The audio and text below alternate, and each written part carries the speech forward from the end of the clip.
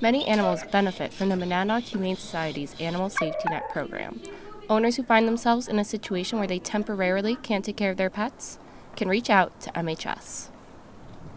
The people who are seeking our help will contact here at the shelter, and either myself, Emily, the Director of Operations, or Beth Doyle, the other assistant manager, will kind of talk to them and set up a time for them to come in and meet with us, and we go over the contract and the times and let them know what it's about. So it originally was strictly for domestic violence, people escaping domestic violence, and we do see that.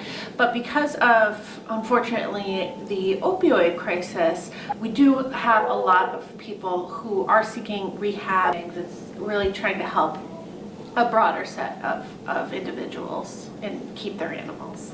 All kinds of pets have benefited from the program, including birds and rabbits. Thanks to the Animal Safety Net program, in willing foster families, these pets are not abandoned when their owners' lives take an unexpected turn.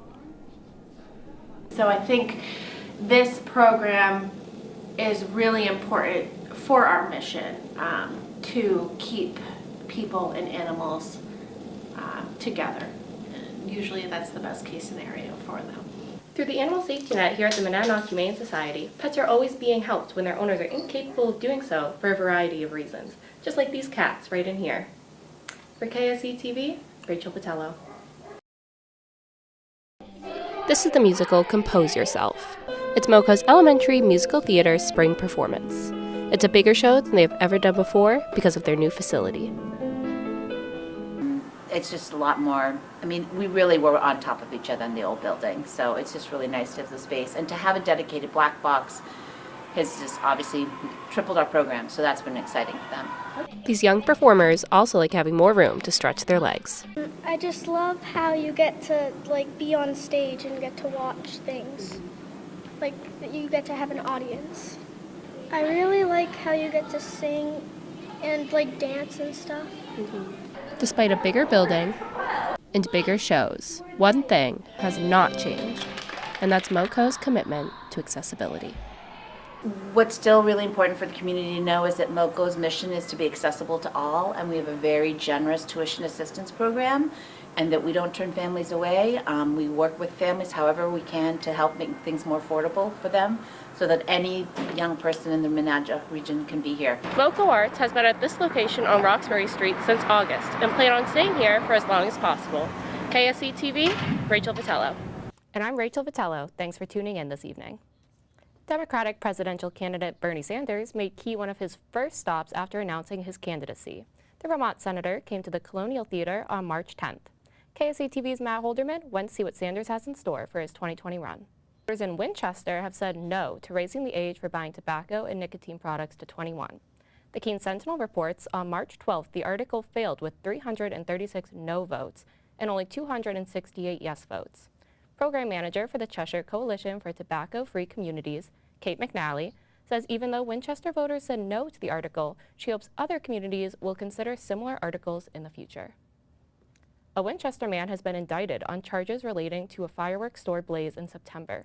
The Sentinel reports 75-year-old Joseph Champagne faces charges of reckless conduct and criminal mischief, as well as falsifying physical evidence. Prosecutors say Champagne tried to cover up evidence that he discharged a shotgun that led to a fire at State Line Fireworks. No one was harmed in the fire, but the store sustained several $100,000. The Academic and Career Advising Center is working hard to prepare students for careers after graduation. KSA TV's Julia Eichmann reports it's a busy time of year for ACA as students get ready to graduate and step out on their own. And I'm Rachel Vitello. Thanks for tuning in this evening. In local politics, the big news is an announcement about not running for re-election. The Sentinel reports Keene Mayor Kendall Lane says he will not see a fifth term. City Councilor Mitchell Greenwald has already come out to say he is planning to make a bid for the mayor's seat. Greenwald has 22 years' experience as a city councilor. So far, Greenwald is the only person to announce his intention to run. Wet weather has helped end a police chase in Keene this week. The Sentinel reports the chase ended when the suspect's car ran into a wet lawn Sunday night and got stuck. Police arrested the driver, Jacob Lima, of Manville, Rhode Island, along with passenger Matthew Durand of Attleboro, Massachusetts, after they tried running away on foot.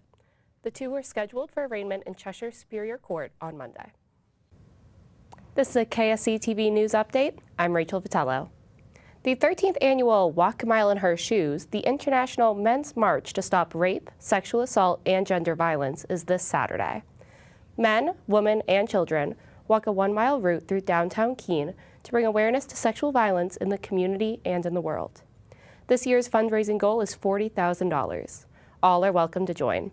Check-in for the event is at 9 a.m. in the Student Center, and the walk begins at 10 a.m. Participants can pre-register at firstgiving.com. This weekend, there are two 2020 presidential candidates visiting campus. Senator Kirsten Gillibrand will host a public town hall in the Alumni Center on Saturday at 10 a.m.